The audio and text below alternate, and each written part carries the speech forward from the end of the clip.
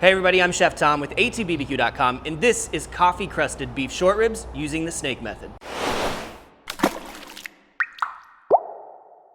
Well, today we're cooking up one of my favorite cuts of beef. It's beef short ribs, and we're doing it on the Yoder Smokers adjustable flat top charcoal grill. We're gonna be utilizing the snake method, which we'll talk about right now as we go take a look at the grill setup. So this is the Yoder flat top that we're cooking our ribs on today.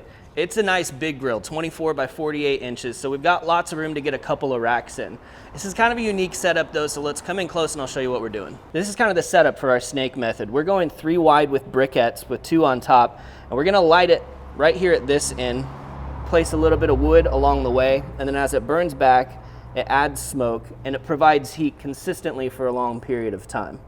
We'll do the same setup on the other side. So as you can see, we're going on the left and right sides, which means our ribs are gonna go right in the middle.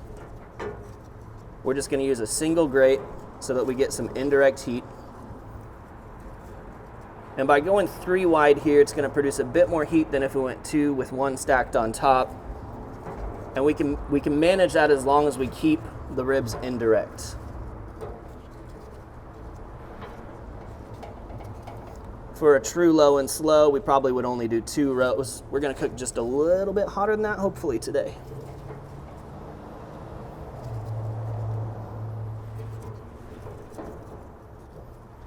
Any of these like kind of random chunks I always throw at the end. This is where the fire's gonna burn out. If we need more heat and more time, we can always dump a little bit out of a chimney onto the back end of our snake. So we'll light these up initially with just little fire starters. If they need a little help, we can always address that later. Now, one of the great things about this flat top grill is you can also adjust where your heat's coming from as far as how close it gets to the food by going up or down. We're gonna take this down just a couple of notches so that our wood's gonna fit underneath the grate level. All right, so we're gonna slide our single grate right here in the middle. And then to help kind of keep track of our temperatures today, we're gonna be using the Fireboard 2. We'll run an ambient probe in here to give us the grill temperature. And until these briquettes are really nicely ignited, probably the next 5 or 10 minutes, I'm just gonna leave the lid open, make sure they get started, and then we'll close things up, talk a little bit about airflow. Now for this initial startup time, we've had the airflow all the way open, and this works just like it would on, say, like a Kamado style grill. If you guys are familiar with that, it's got air at the bottom, it's got air at the top. The more open you leave it, the higher the temperature can climb. If you need to kind of slow things down, you just cinch down the airflow a little bit. Now, right now, we're just popped over 200 degrees. It's been about half an hour. That coal bed is really getting established. We're gonna go even hotter than that, but for now, I'm leaving the airflow all the way open. When you get to about, let's say, 25 to 40 degrees from your target temperature, then you can kind of cinch things down. These will move a little bit easier than a ceramic grill because it's metal and it does hold its heat, but it's not quite as thick as that ceramic. So that's wide open, that's closed. We're gonna leave it open for the moment. We may cinch that down as we need to kind of slow the heat down. Same concept right up here, all the way closed, a little bit of airflow, all the way open. And also take a look here at our charcoal. You can see we're starting to get really glowing hot, getting a little bit of smoke off that first piece of wood. So we're really close to putting these ribs on. Let's go get them prepped. So what we have here are a couple 3-bone racks of Creekstone Farms Prime Black Angus beef here. This is the beef short rib. As you can see, we got some fat and a little silver skin on the top. Now the great thing about these is you can do as much or as little trimming as you want. In fact, today I think what we'll do is we'll leave one with everything on it so you can see how that turns out, and then we'll take another one down just below where any of the silver skin would be, because the silver skin's really tough. It's not all that nice to chew on, but at the same time, some people will take that sacrifice to have a little bit of fat on top. Now, I don't think that's necessary because as you'll see as we get into these ribs, there's a ton of intramuscular fat running all the way through this thing, and that's what's really going to keep your beef ribs juicy and moist. But it'll be a nice little experiment to show you guys how the two turn out and make a decision for yourself which direction you want to go. As you're trimming, you always want to kind of keep your knife a little bit angled up so that you take as little meat with that silver skin as possible. All right, so there's a quick side-by-side of one trimmed up and one with everything left on it. On the back sides, you really don't need to do anything. If this is a situation where you want to make sure that bone's really easy to pull out, you take a knife, you slit it right down the middle. If you want those bones to stay whole so you can get that big old dinosaur bone profile at the end, then just don't do anything at all back there. So let's go ahead and get these seasoned up. We're going to start with a little bit of mustard for binder. This is the House of Q Slow Smoke Gold. Flavor profile on what you use as a binder isn't super important because it's not going to be the most prominent flavor, but mustard is always a great option.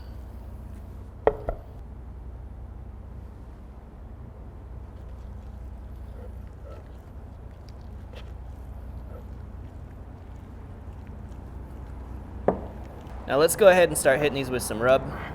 We're doing 2 rubs today. I told you guys this is coffee crusted, but the first layer that we're gonna do is a very simple salt, pepper, a few other ingredients in here. This is the Killer Hogs Texas brisket rub. I love this rub. It's a great base. Got great texture to it. And we want all that texture today, which you're gonna see repeated in the next seasoning that we put on here.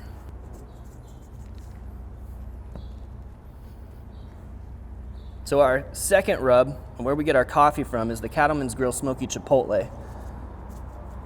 And if there's 3 things that I always notice about this rub, 1, it's the ground coffee, obviously.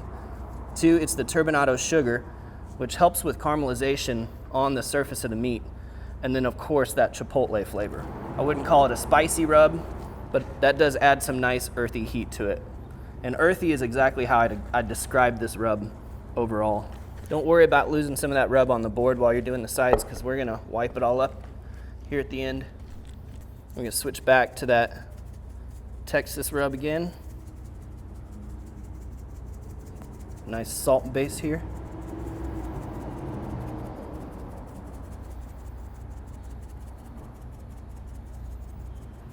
And then back to our smoky chipotle.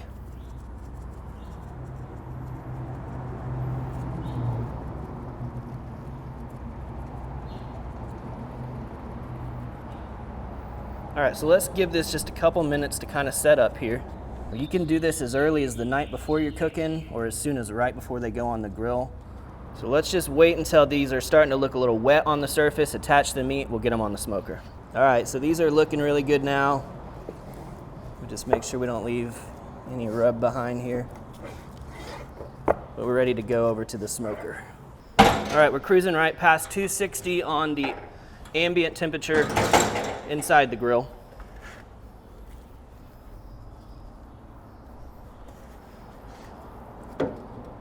Put these right in the dead center of this rack. Again, we've got our temperature probe kind of in the middle telling us what's going on there. You guys can see we're getting some good smoke off the oak wood now, and that coal bed is really established. Well, we're about an hour and a half into this cook. I just want to give you guys a little bit of an update. Our beef is all the way up at 150 degrees already. We've been keeping this thing pretty steady, pretty warm at about 325. As you can see over here, the airflow is already getting choked down a little bit just to kind of slow down that heat, but inside is where you really want to take a look. So beautiful bark formation going on here. You can see on the front one a little bit, on the back one even better, how those bones are starting to protrude, the meat's pulling in. That's just a part of that cooking process. And look at all that fat coming out of there. Bark's great. We check out this side of our snake method. It's burned pretty far back, about 75%, even those coals at the end are getting lit. But there's a lot of residual heat there, and the way these beef ribs are moving along, we may not need to add anything more. Our left side's a little bit behind the right side, but you can see we're still getting great smoke off of that oak. Plenty of heat there left to finish out the cook. We're just about 3.5 hours into this cook now, and these beef ribs are looking really nice. Now our temperature has dropped a little bit below 300. You know, we've been cooking these fast. We want to kind of retain some of that heat. We've burned through our snake, so before this goes all the way out, we're just going to place a little bit of charcoal here and there so it can ignite and then add a little bit more heat just to get us right through the end of this thing. I mean, we're talking about like 15 degrees left to go. So you can see how good these are looking. Look at that, all that fat rendering out right now. I mean, they look like they're about done, but if we temp them 185, I'd say right around 205 is going to be our sweet spot. This back one's just a little bit ahead. So I brought my charcoal up just a little bit, moved it in just a little bit. We're just going to put a little bit more lump on top of it just to keep it going.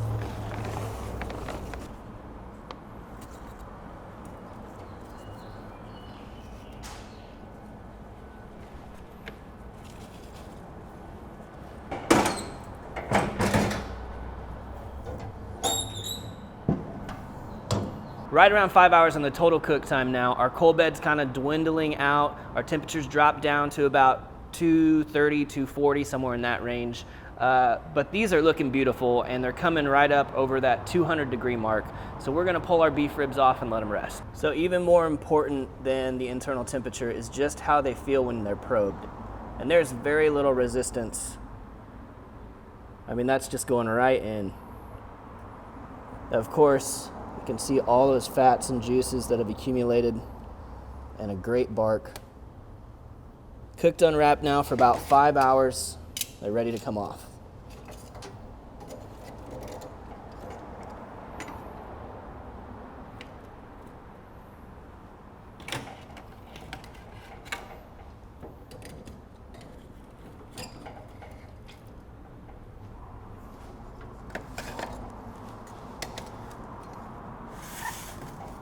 Short ribs have been resting for over 45 minutes now, just loosely tinted with some foil. We're ready to cut into them. All right, so here we have our 2 racks. This is the one we took all the fat off the top. This is the one we left the fat on. You can definitely see some of those squishy spots of that fat. Otherwise, not a lot of difference right now. Now, as I mentioned before, there's kind of 2 ways you can take this apart. You can just do that one big bone, because that's got a really cool presentation. Check out all that fat in there. Beautiful. The other thing you can do, and I'll just go ahead and leave these cut into single bones. My goodness, juice is just pouring out. Now, definitely the little bit easier way to do your presentation is to slice these crossways. You can either take those bones out or just kind of run your knife right along the top of them.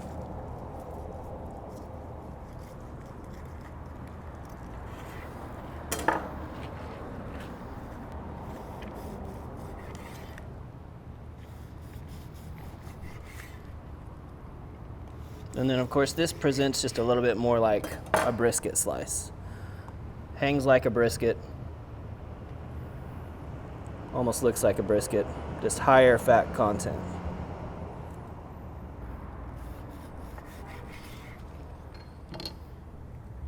See that bit of a smoke ring around the outside from our oak wood? Let's go ahead and have a taste.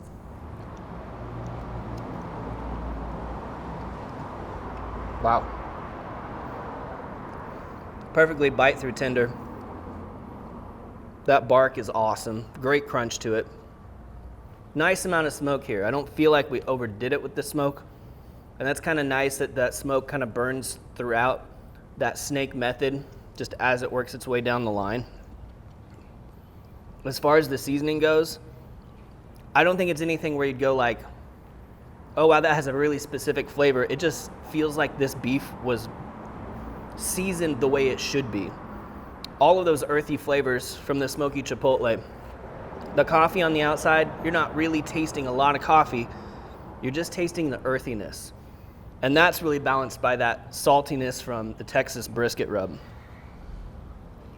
All right, from our single ribs here, we're gonna take a cube off here, almost like a burn end.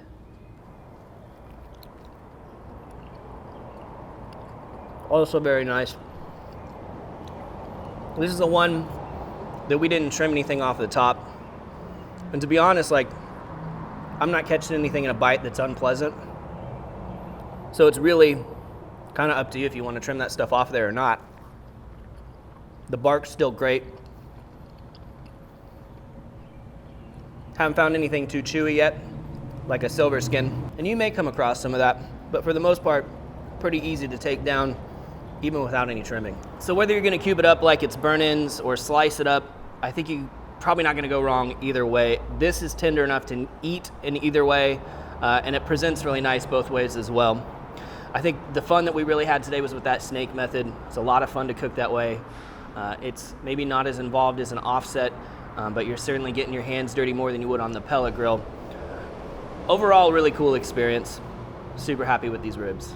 Thank you guys so much for watching. Be sure to check out atbbq.com for all the products featured in today's video.